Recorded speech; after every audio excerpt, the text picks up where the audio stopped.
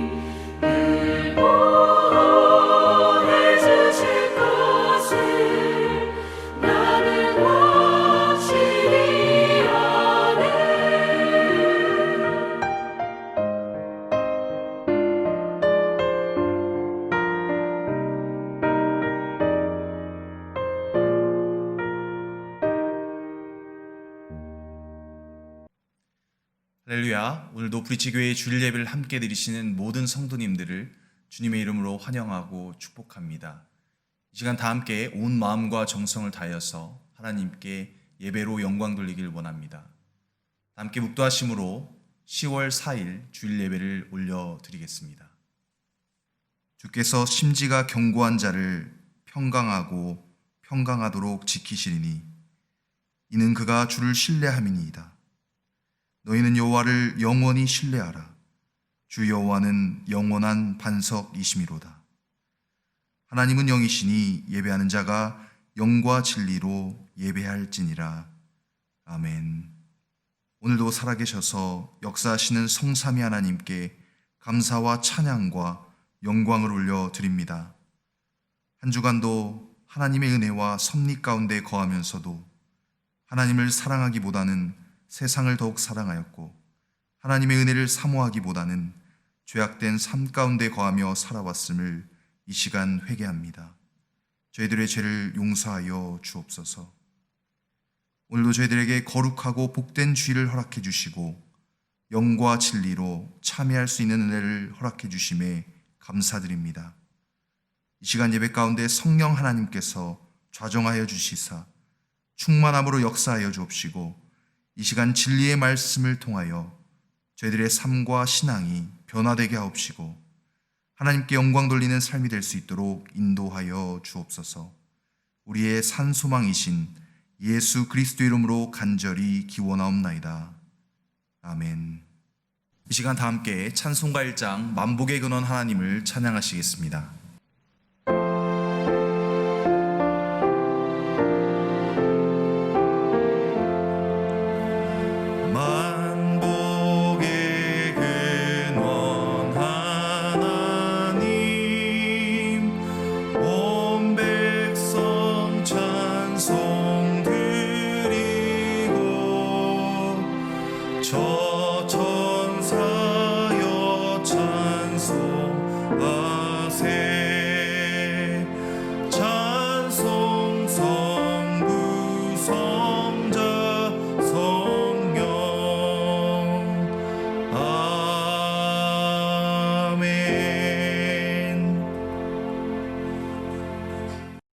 시간은 지난 한 주간 동안 나의 삶을 되돌아보며 주님 앞에 부끄러웠던 모습을 고백하는 참회의 시간을 갖겠습니다.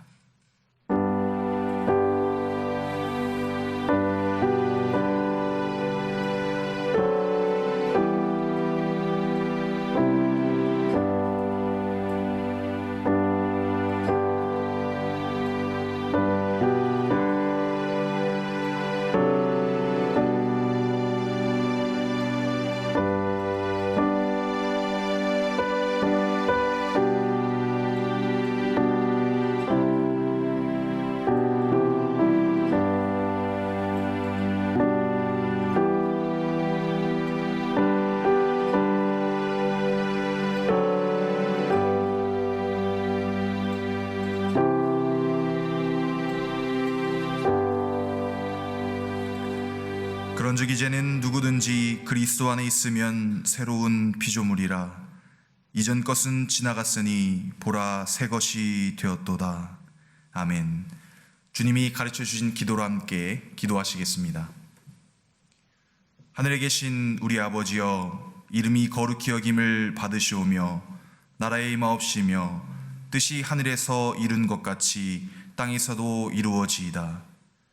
오늘날 우리에게 일용할 양식을 주옵시고 우리가 우리에게 죄 지은 자를 사하여 준 것 같이 우리 죄를 사하여 주옵시고 우리를 시험에 들게 하지 마옵시고 다만 악에서 구하옵소서. 대개 나라와 권세와 영광이 아버지께 영원히 있사옵나이다. 아멘. 교동문 37문입니다. 지존자의 은밀한 곳에 거주하며 전능자의 그늘 아래에 사는 자여, 나는 여호와를 향하여 말하기를 그는 나의 피난처요 나의 요새요 내가 의뢰하는 하나님이라 하리니. 이는 그가 너를 새 사냥꾼의 올무에서와 심한 전염병에서 건지실 것이미로다. 그가 너를 그의 깃으로 덮으시리니 내가 그의 날개 아래에 피하리로다. 그의 진실함은 방패와 솜방패가 되시나니 1000명이 내 왼쪽에서 10,000명이 내 오른쪽에서 엎드러지나 이 재앙이 내게 가까이 하지 못하리로다. 그가 너를 위하여 그의 천사들을 명령하사 내 모든 길에서 너를 지키게 하심이라. 하나님이 이르시되 그가 나를 사랑한즉 내가 그를 건지리라. 그가 내 이름을 안즉 내가 그를 높이리라. 아멘. 다 함께 지존하신 주님 이름 앞에 찬양하심으로 준비한 예물을 봉헌하시겠습니다.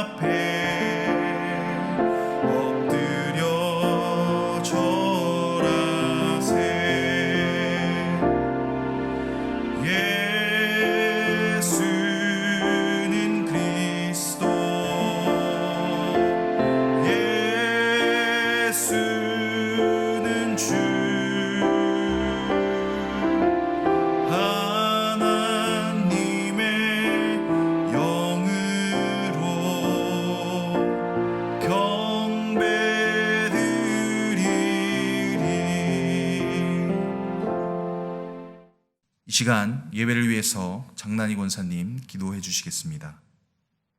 살아계셔서 사랑과 은혜로 코로나 바이러스와 여러 가지 어지러운 세상 중에도 보호하시며 돌보시며 저희에게 믿음 주셔서 전능하신 하나님을 예배하는 예배자로 하나님 앞에 있게 하시니 감사합니다. 비록 성전에 오르지 못하지만 온라인으로 주님 보좌를 향하여 온 마음 다해 하나님을 찬양하며 경배 올립니다. 받으시옵소서. 긍휼의 하나님, 온 세계와 이 나라가 전혀 경험해보지 못한 코로나 바이러스로 고통받으며 멈추어진 경제, 사회적 시스템, 고국에서 들려오는 슬픈 소식으로 인해 마음이 슬픕니다. 자비의 하나님, 우리를 불쌍히 여기시어 손을 내밀어 고통에서 건져주시고 회복시켜 주시고 모든 것이 정상화되게 하시어 제 길에서 돌이켜 여호와만을 섬기는 온 백성 되게 하시옵소서. 지난 2주 동안 하나님 말씀 참 기쁨을 누리는 비결을 배웠습니다. 눈물로 씨를 뿌리며 서로를 생각하고 위하며 감사하며 착한 일을 행하며 주님을 증거하며 주님을 인생의 통업자로 삼아 참 기쁨을 누리는 인생 되도록 성령님 우리로 행할 수 있도록 도와주시옵소서. 만군의 하나님, 다음 달 미국의 대선과 한국의 내년 대선에 하나님을 두려워하며 하나님 마음에 합한 자로 선출되게 하시어 태평과 안위를 누리는 나라 되게 하시옵소서. 어려운 시대에도 복음을 위해 일하시는 선교사님들과 늘 함께 하셔서 많은 열매 맺는 사역이 되도록 건강 지켜주시고 물질에 부족함이 없도록 채워주시옵소서. 오늘도 말씀을 전하실 김지연 목사님 주님의 장중에 붙들어 주셔서 능력의 말씀으로 우리로 깨달아 천국의 소망을 두고 전진하는 참 믿음의 진부가 있게 하사 마리아처럼 모든 삶 주님께 올인하며 은혜에 보답하는 삶 되게 하시옵고 우리 자녀들의 예배도 함께 하셔서 믿음의 대대로 전수되게 하시길 간절히 소망하며 감사드리며 지존하신 예수님 이름으로 기도합니다. 아멘. 다 함께 찬송가 353장 찬양으로 영광 돌리시겠습니다.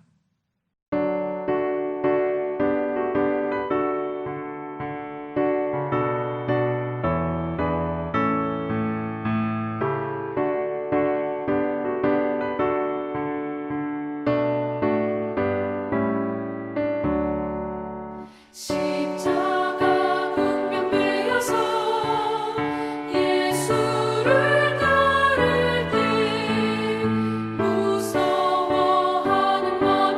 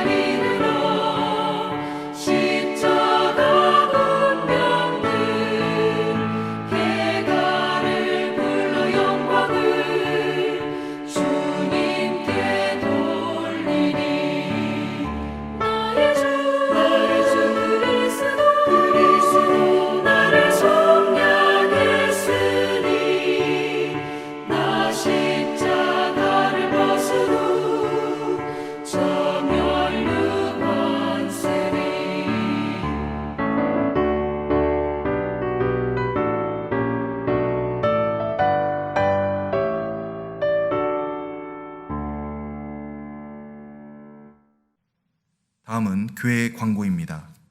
현재 코비드-19의 장기화 상황 가운데서도 교회 여러 사역들이 진행되고 있습니다.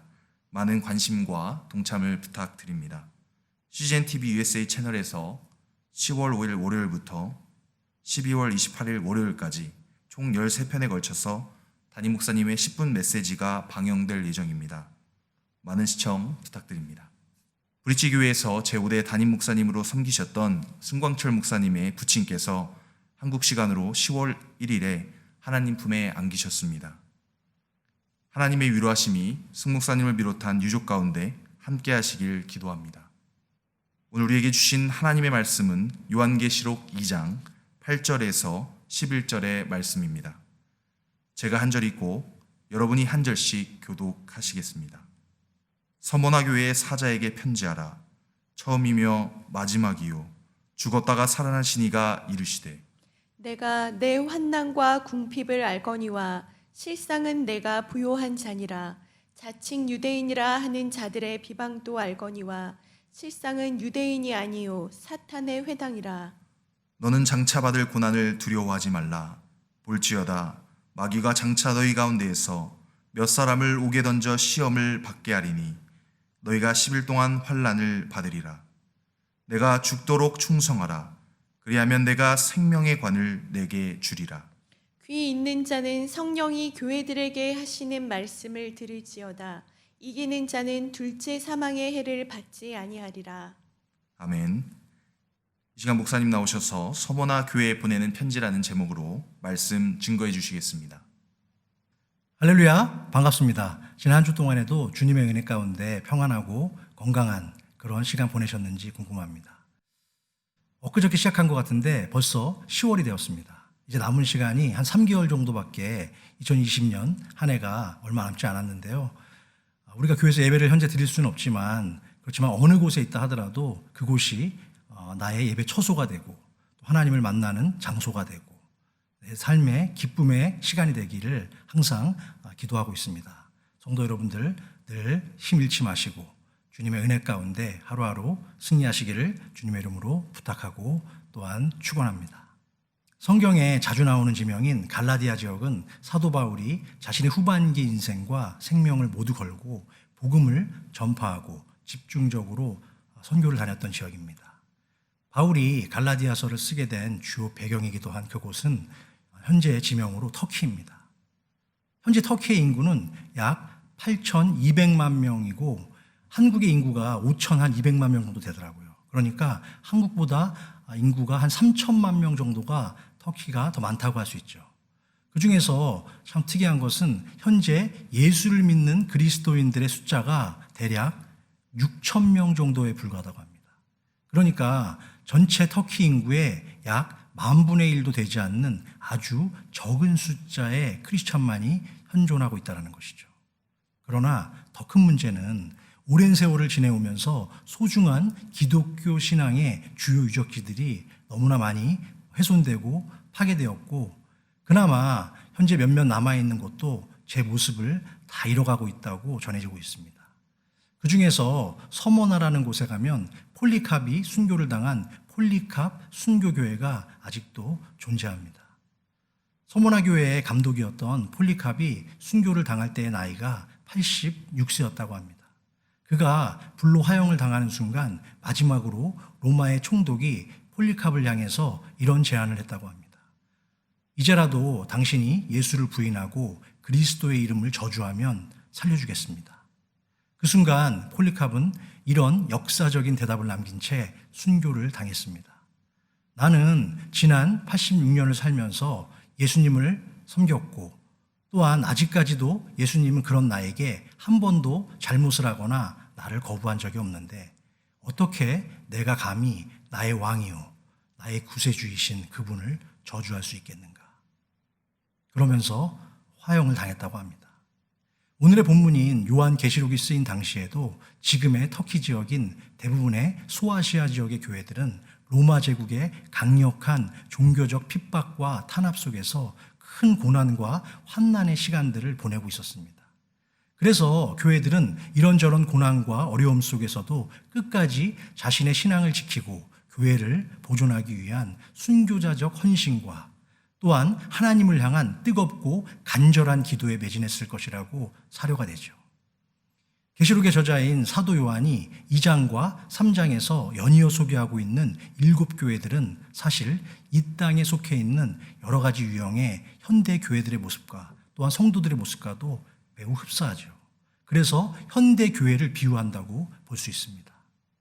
따라서 우리는 요한계시록에 나온 7교회 중에서 주님께 가장 큰 칭찬을 들었던 두 교회였던 빌라델비아 교회와 서머나 교회 중에서 오늘은 서머나 교회를 중심으로 살펴봄으로써 그 당시 서머나 교회가 주님께 어떤 칭찬을 받았는지, 또한 서머나 교회를 향한 주님의 메시지는 무엇이었는지를 함께 주어진 말씀을 통해서 찾아보는 은혜의 한 시간이 되기를 축원합니다.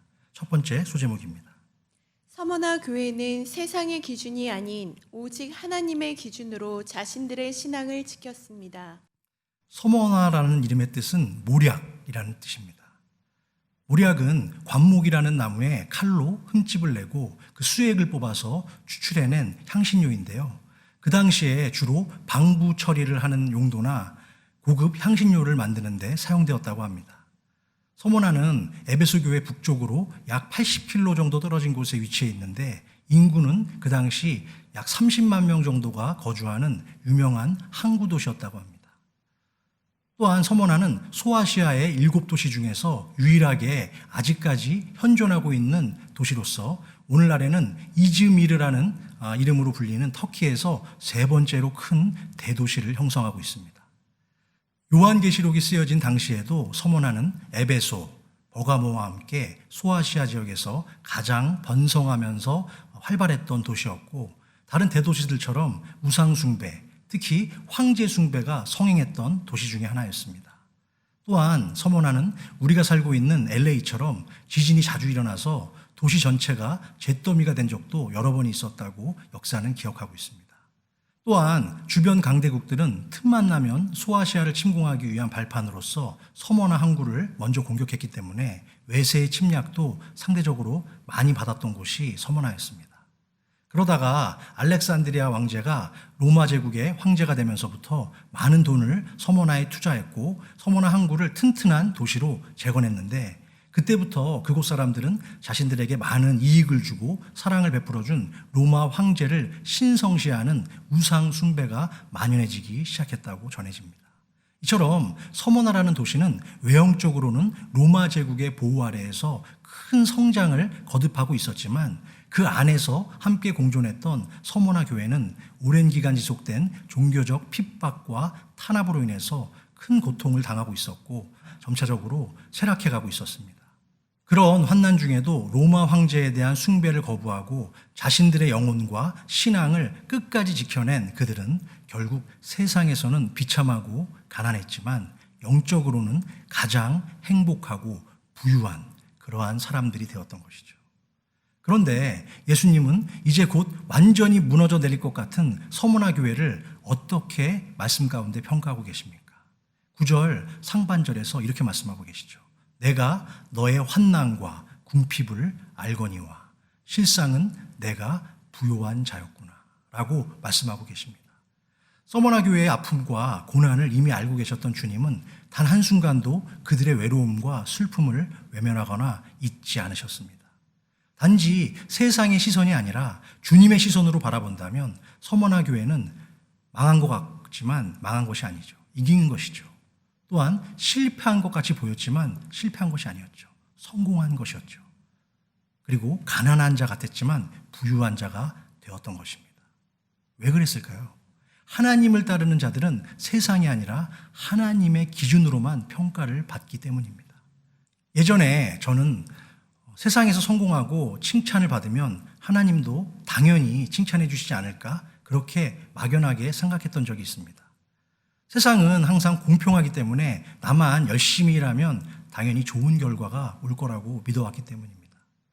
그러나 세월이 지나고 나이를 한 해 두 해 먹으면서 요즘 들어서 깨닫게 되는 것은 그동안 제가 참 순진했구나 하는 생각이 들기도 합니다. 세상은 계속 우리를 향해서 공평하다고 외치지만 살면 살수록 느껴지는 현실은 어떻죠? 오히려 가장 불공평하고 불공정한 곳이 세상이라는 생각이 듭니다. 지난 한 달 사이에 한국에서는 모 법무부 장관의 아들 서모 씨가 몇 년 전에 군대에서 받은 휴가 문제로 인해서 온 나라를 계속 정쟁 속에 빠뜨렸습니다. 지난주에 법원의 최종 결정으로 인해서 법적인 무죄 판결을 받기는 했지만 사실 하나뿐인 외아들을 눈물로 또한 걱정으로 군대에 보낸 후에 밤잠을 설치면서 오매불망 자식이 무사히 돌아오기만을 바랐던 수많은 군대에 보냈던 부모들의 마음에 큰 멍자국과 생채기를 남겼습니다. 이제 세상은 변했다고 말하지만 정말 여전히 세상은 불공평하고 능력 있는 엄마의 강력한 정치력과 파워, 그리고 거짓과 변명으로 밝혀진 전화 한 통화는 결국 20일이 넘는 황제 휴가를 만들어내는구나 하는 깊은 탄식과 한숨 속에 많은 소시민들의 마음을 참 지치고 힘들게 했던 그런 시간들을 보내게 되었습니다. 각 가정의 경제적 형편이나 부모의 사회적 차이는 결국 개인의 역량이나 능력과 관계없이 자신의 삶에 결정적인 차이를 만들어낸다는 것이 이번 사건을 통해서 많은 사람들이 다시 한번 깨닫게 되는 현실이라는 것이죠. 어쩌면 이제는 앞으로 개천에서 용난다, 그런 말은 역사 속에서 완전히 사라지는 용어가 될지도 모르겠습니다. 개천에서 살면 공업용 플라스틱에 오염되어서 서서히 죽어갈 뿐이라는 것이죠. 참으로 안타깝지만 우리가 살아가는 이 세상에서 동일한 출발선을 찾기란 애초부터 불가능한 현실인 것 같기도 합니다. 그럼에도 불구하고 감사한 것은 우리 주님의 기준은 세상의 기준과는 전혀 다르다는 사실이죠. 주님은 사람의 외모가 아닌 중심을 보고 판단하시기 때문입니다. 남보다 조금 더 많이 갖기 위해서 과정이 아닌 결과를 보기 원하는 세상과는 달리 우리 주님은 최종 목표를 이루기 위해서 흘린 그 사람의 땀과 눈물, 그리고 마음의 중심을 보시는 줄로 믿습니다. 시편 51편 6절 말씀입니다.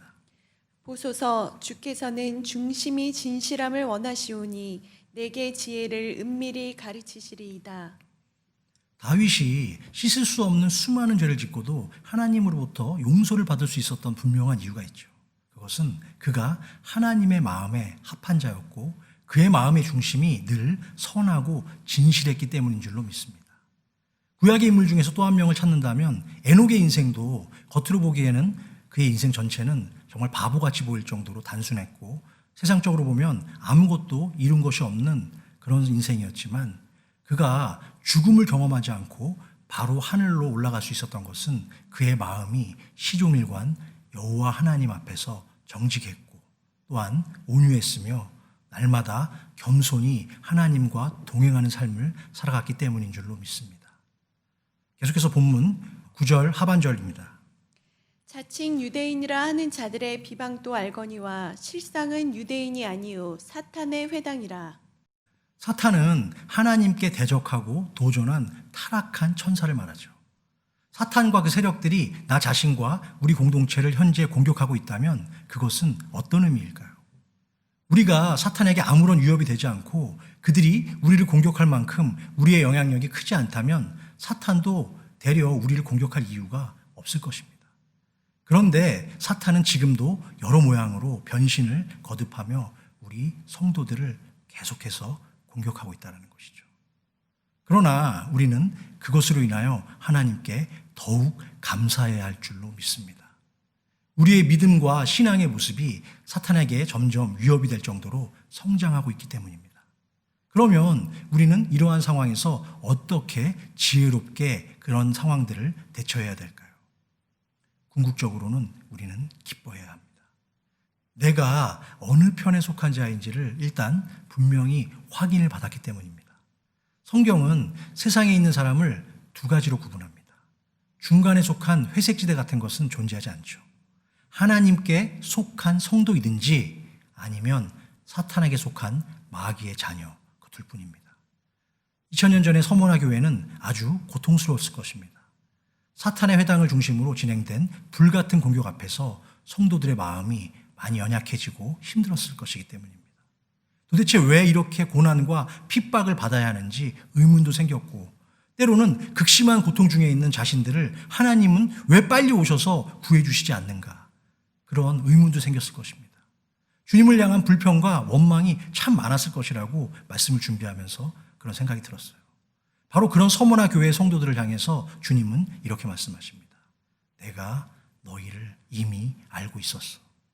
나는 너희 가운데 있으면서 너희가 지금 겪고 있는 그 모든 고통을 너희 곁에서 다 지켜봤단다. 사랑하는 성도 여러분, 우리가 세상에서 힘들게 산다는 것을 예수님이 알고 계신다라는 저 말씀이 지금을 살아가고 있는 저와 여러분들의 삶 속에서 얼마나 따스한 칭찬과 위로의 메시지로 들리십니까? 저는 적어도 그렇게 들립니다. 구약 성경에 나온 욥이 극심한 육신의 고통 속에서 표현한 것처럼 침을 한번 삼킬 동안에도 계속 밀려오는 아픔과 고통을 겪을 때 가장 힘든 이유는 그 고난의 끝이 언제인지 알 수 없다는 막연한 두려움과 의심 때문입니다. 오랜 병에 효자 없다고 지금 우리가 당한 교회적 현실을 바라볼수록 성도의 몸과 마음은 점점 고단해지고 지쳐만 갑니다. 그러나 가장 많이 힘든 것은 우리의 몸이 아닌 영혼이죠. 나의 신앙과 믿음 자체가 흔들리기 때문입니다. 도대체 하나님은 어디에 계신 건가? 하나님은 이 상황을 정말 해결할 생각과 능력이 있으신 건가? 과연 능력의 하나님이 계시다면 왜 우리에게 관심을 갖지 않으실까? 이런 하나님에 대한 불편한 심기와 의심이 꼬리에 꼬리를 물고 계속 밀려듭니다. 주님께서 내가 너희를 안다라고 하셨을 때 이 말을 들은 서모나 성도들은 어땠을까요? 그들의 마음엔 어땠을까요? 그들은 큰 감동과 은혜를 받았을 것입니다. 자신들의 고생이 아무 의미 없는 헛수고가 아니라 주님 앞에서 의미가 있었다고 하니 얼마나 큰 위로가 되었을지 상상이 안 됩니다. 그런데 더 큰 은혜는 이 위로에서 오늘의 말씀이 끝나지 않았다는 사실이죠. 위로와 감격의 눈물을 흘리고 나면 이제는 모든 것을 아시는 주님은 주의 백성들을 그 어둡고 긴 고난의 터널에서 건져주실 것을 기대할 수 있기 때문입니다. 주님은 우리를 죄와 사망의 늪에서 건지셨고 십자가에 달려서 죽기까지 사랑하셨음을 믿으시기 바랍니다. 그런 주님의 약속을 믿으며 어떤 고난과 궁핍함 속에서도 세상이 아닌 하나님만 바라보는 저와 모든 브릿지교회 성도 여러분들이 되시기를 주님의 이름으로 축원합니다. 두 번째 소제목입니다. 서머나 교회는 세상에 속한 유한한 것이 아닌 영원한 생명을 위해서 살았습니다. 계속해서 본문 10절 말씀입니다. 너는 장차 받을 고난을 두려워하지 말라. 볼지어다 마귀가 장차 너희 가운데에서 몇 사람을 옥에 던져 시험을 받게 하리니 너희가 10일 동안 환난을 받으리라.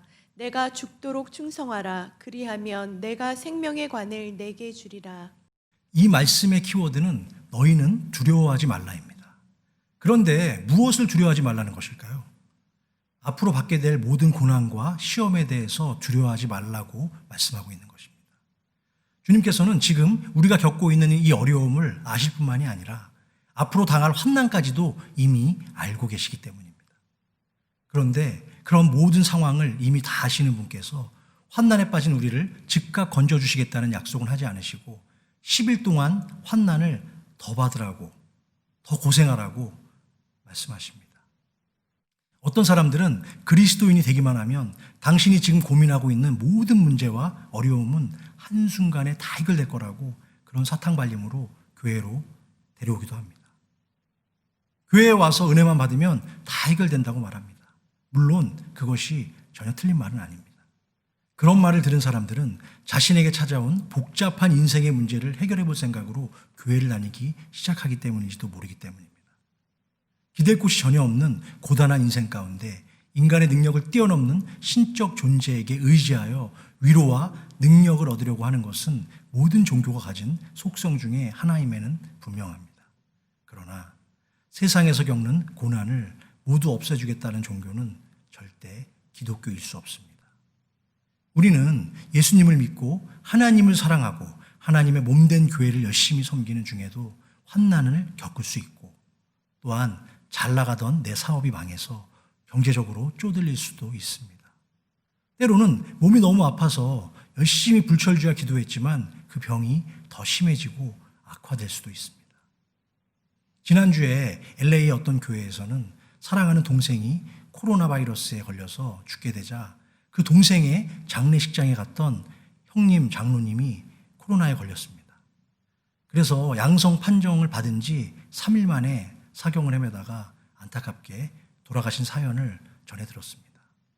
동생의 장례식장을 지켰던 형까지 떠나보냈던 그 가족들과 교우들의 마음은 얼마나 황망하고 기가 막힐 노릇입니까? 하나님의 뜻을 피조물인 우리가 전부 다 이해하고 헤아리기는 어렵지만 지금 현재 우리가 겪고 있는 이 팬데믹은 그동안 우리가 한 번도 생각해보거나 예상할 수 없었던 우리의 사고의 틀과 상식을 완전히 초월하는 새로운 일상을 만들어가고 있습니다. 그동안 우리는 하나님을 잘 믿는 신실한 사람들은 이 땅을 사는 동안 별 걱정 없이 평안하게 살다가 하나님의 은혜를 받는다는 축복의 간증을 너무나 좋아했고 또한 그런 달콤한 간증에 우리의 귀가 솔깃하고 쏠렸는지도 모르겠습니다. 그러나 하나님의 말씀인 성경을 아무리 눈을 씻고 찾아봐도 예수만 잘 믿으면 모든 고난은 싹 사라지고 만사 형통할 것이라는 약속은 한 구절도 찾을 수가 없습니다. 물론 성경은 우리에게 축복에 대해서는 언급을 하죠. 그러나 어디까지나 그 축복은 하늘에 속한 모든 자가 누리는 신령한 은혜의 복인 것입니다. 사랑하는 성도 여러분, 여러분은 지금 이 땅에서 사는 게 즐거우십니까? 아니면 때로는 고통스럽고 너무 힘이 드십니까? 날마다 고달프고 외로운 이 땅을 살게 하시는 하나님의 뜻을 때로는 참 이해하기가 어렵습니다. 그렇다면 정신을 차리고 다시 한번 본문 10절의 말씀을 천천히 같이 함께 읽어봤으면 좋겠습니다. 너는 장차 받을 고난을 두려워하지 말라. 볼지어다 마귀가 장차 너희 가운데에서 몇 사람을 옥에 던져 시험을 받게 하리니 너희가 10일 동안 환난을 받으리라. 내가 죽도록 충성하라. 그리하면 내가 생명의 관을 내게 주리라. 아멘. 그렇습니다. 이 말씀은 주님께서 서머나 교회와 성도들을 향해 내리신 권면이 아니라 명령입니다. 그것이 확실합니다. 따라서 오늘을 살아가는 우리 모든 성도들에게도 동일하게 적용되는 말씀이라고 저는 믿습니다. 그런데 이 말씀을 아무리 읽고 다시 또 되새기며 읽어봐도 주님은 장차 받을 고난의 상황은 해결해 주시지 않으면서 앞으로 마귀에게 당할 고난을 참고 죽기까지 충성하라고 우리에게 명령하고 계십니다. 만약에 목사인 제가 성도분들에게 조금 후에 사탄의 사주를 받은 이단 사이비 사람들이 우리 중에 일부를 잡아가서 감옥에 가두고 심한 고문을 하고 그 중에 몇 명은 죽게 될 수도 있습니다. 그러나 여러분 두려워하지 마시고 그들이 때리면 반항하지 말고 그냥 앉아서 당하기만 하고 매 맞으세요 라고 권면한다면 여러분들 중에서 실제로 제 말을 들을 분이 몇 분이나 계시겠습니까? 주님은 왜 이렇게 이상한 명령을 서머나 교회를 향해서 하고 있는 것일까요? 그렇게 명령하면 성도들이 미리 사탄의 계획을 깨뚫고 준비하며 대처할 거라고 주님이 생각하셨을까요? 서머나 교회는 자신들의 신앙과 복음을 지키기 위해서 그동안 열심히 순종했고 또한 노력했습니다. 그래서 내가 너의 아픔과 고통을 오래전부터 이미 알고 있었다라는 주님의 위로의 메시지 한마디에 그들은 모두 그 자리에 앉아서 펑펑 울음을 터뜨렸습니다. 그런데 바로 이어서 하시는 말씀이 서머나 교회와 성도들을 더욱 외롭고 힘들고 슬프게 만들었습니다. 환난에서 건져주겠다는 약속을 못할 망정 앞으로 너희 앞에 더 큰 고난과 어려움이 찾아올 텐데 그것조차 두려워하지 말고 지금처럼 keep going, 계속해서 순종하고 충성하거라. 죽을 수도 있어. 이 명령은 우리 성도들의 입장에서는 너무나 불편하고 가혹한 순종하기 힘든 명령인 것이죠. 도대체 주님은 왜 그렇게 당당하게 죽을 때까지 충성하라 라는 명령을 서머나 교회를 향해서 하셨을까요? 그것은 마치 어린 시절에 소풍을 가서 했던 보물찾기처럼 오늘의 본문 속에 그 정답들이 깔려 있습니다. 계시록의 저자인 요한 사도는 본문 8절에서 주님을 어떻게 표현하죠?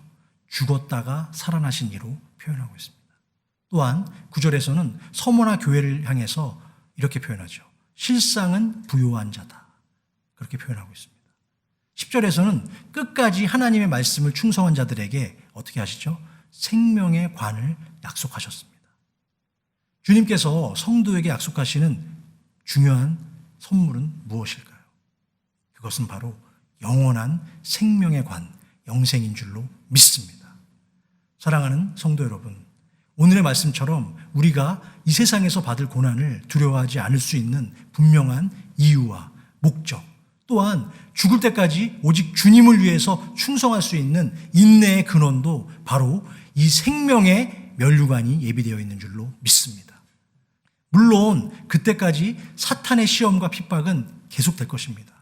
그러나 그것은 잠시뿐이고 10일 동안의 모든 시험과 환난의 시간이 다 끝나고 나면 주님이 주시는 영원한 생명의 안식을 얻게 될 줄로 믿으시기 바랍니다.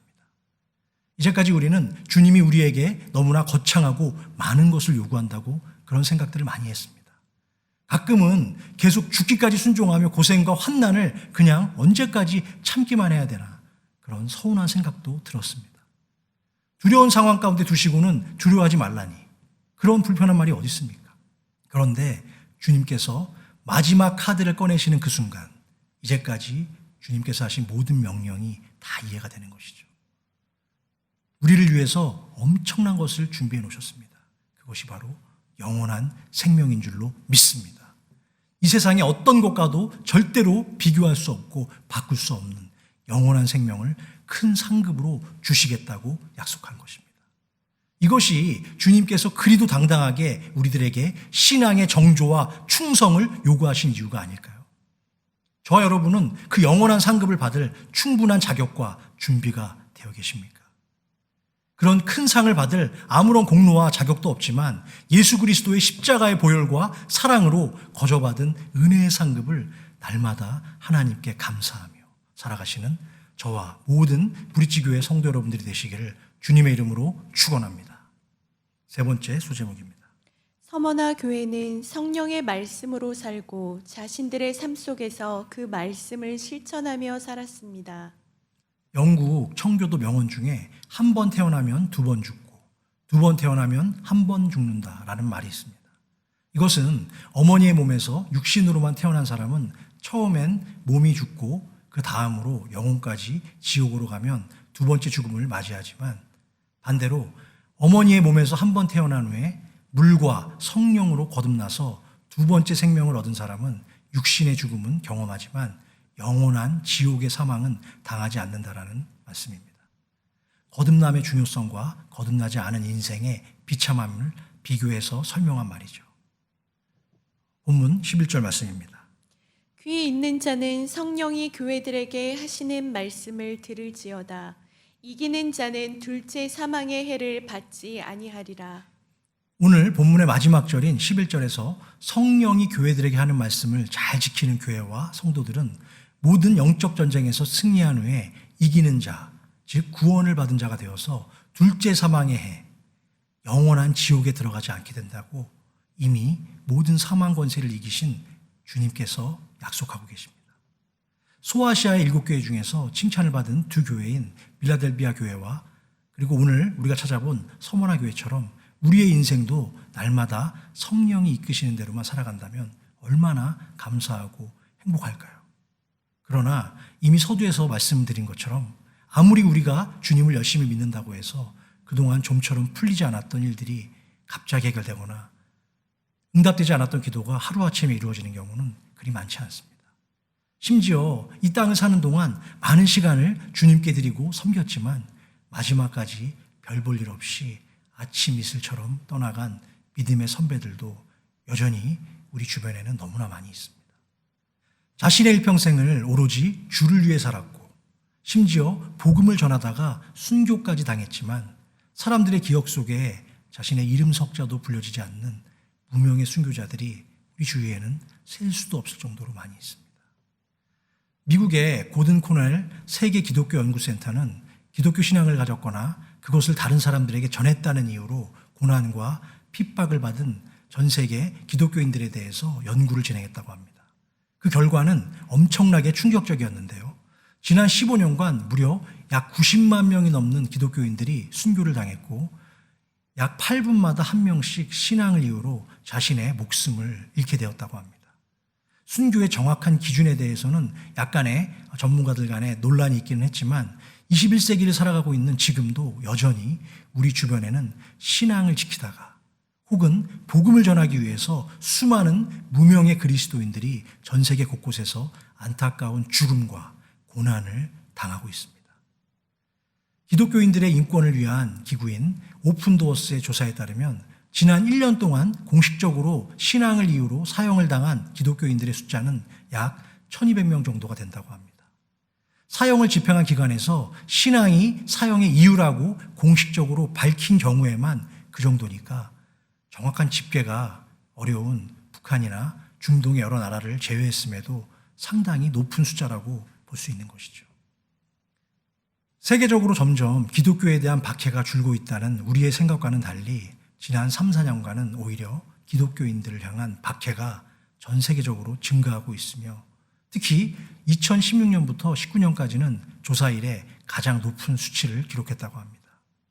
참고구절 마가복음 8장 35절 말씀입니다. 누구든지 자기 목숨을 구원하고자 하면 잃을 것이요 누구든지 나와 복음을 위하여 자기 목숨을 잃으면 구원하리라. 주님이 우리의 삶 가운데 행하시는 모든 일을 피조물인 우리가 다 이해할 수는 없습니다. 왜 그럴까요? 주님은 우리의 생각보다 훨씬 더 크신 분이기 때문입니다. 그러나 주님을 위해서 우리가 할 수 있는 한 가지가 있죠. 그것은 우리를 지으신 주님의 모습 그대로 그분을 신뢰하며 따르고 사랑할 수 있다는 사실입니다. 사랑하는 성도 여러분, 이 시간 혹시 인생의 무게와 고난에 지쳐서 땅에 쓰러지거나 넘어져 있는 분이 계십니까? 참고구절 시편 101편 6절의 말씀으로 위로받으시기 바랍니다. 내 눈이 이 땅에 충성된 자를 살펴 나와 함께 살게 하리니 완전한 길에 행하는 자가 나를 따르리로다. 우리는 그분을 믿어야 합니다. 때로는 다 이해할 수 없지만 주님이 나를 지명하고 선택하셨기 때문에 이 모든 사건과 과정을 통해서 반드시 더 선한 결과를 주실 것을 온전히 신뢰해야 할 줄로 믿습니다. 그러면 성령 하나님이 무너진 우리의 삶을 다시 일으켜 세우실 뿐만이 아니라 저와 여러분의 남은 인생을 끝까지 책임지시고 둘째 사망의 해를 받지 않을 영원한 저 천국 생명의 면류관으로 인도해 줄 줄로 믿습니다. 기도하시겠습니다. 하나님 아버지, 감히 하나님 앞에 설 수 없는 우리를 오늘도 불러주셔서 아버지의 자녀가 되고 또한 예수 그리스도의 뒤를 따라가게 하시니 감사합니다. 부족하고 연약한 저희로 인해서 하나님이 영광을 받으시고 주위 사람들이 축복을 받는 길을 가도록 오늘도 예배의 자리로 저희를 불러주심에 또한 진심으로 감사와 찬양을 올려드립니다. 오늘도 성령 하나님을 통해서 들려주신 말씀으로 주님께 칭찬 들었던 서모나 교회처럼 때로는 지치고 힘들어 쓰러질 때도 오직 예수의 이름만 붙들게 하시고 주님께서 우리를 향하여 너는 풍요로운 자다, 너는 지혜로운 자다, 너는 생명의 면류관을 받은 자다라고 칭찬하셨던 하나님의 사람, 하나님의 교회로 우리 모두와 브릿지 교회를 사용하여 주시고 믿음의 굳건한 반석 위에 세워주시기를 간절히 바라고 오나오니 저희를 긍휼히 여기사 아버지의 뜻대로 마음껏 사용하여 주시옵소서.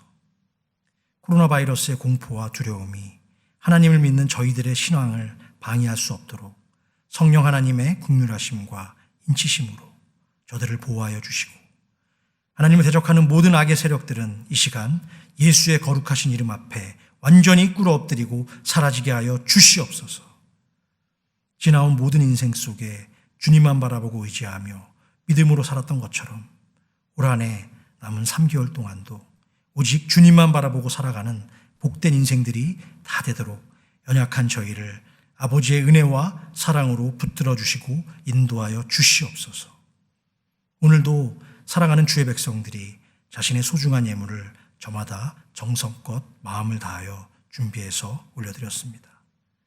이 예물을 기쁘게 받아주시고 쓰여지는 모든 곳과 드리는 저들의 인생이 동일하게 하늘의 크신 은혜로 가득 차고 넘치는 축복을 경험하게 하여 주시옵소서. 여전히 어려운 여건 가운데 오늘 이 시간에도 모든 선교지에서 수고하고 계신 5분의 협력 선교사님들, 이수잔나 선교사님, 허영순 선교사님, 김이사야 선교사님, 이재훈 선교사님, 박민수 선교사님을 성령께서 붙들어 주시고 저들의 헌신과 수고로 인하여 아버지의 이름이 높임을 받으시옵소서. 이제는 우리 주 예수 그리스도의 그 크신 은혜와 아버지 하나님의 극진하신 사랑과 오늘도 여전히 우리와 동행하시며 능력 주시기를 원하시는 성령 하나님의 교통, 감화, 인도, 내주하심의 축복이 이제는 어떤 환난과 고난과 궁핍 속에서도 죽도록 충성하며 아름답게 하늘나라의 꿈과 비전을 이루어가기 다짐하는 모든 사랑하는 주의 백성들과 그들의 가정과 자녀들과 생업 위에 이제로부터 영원토록 함께 계실지어다. 아멘.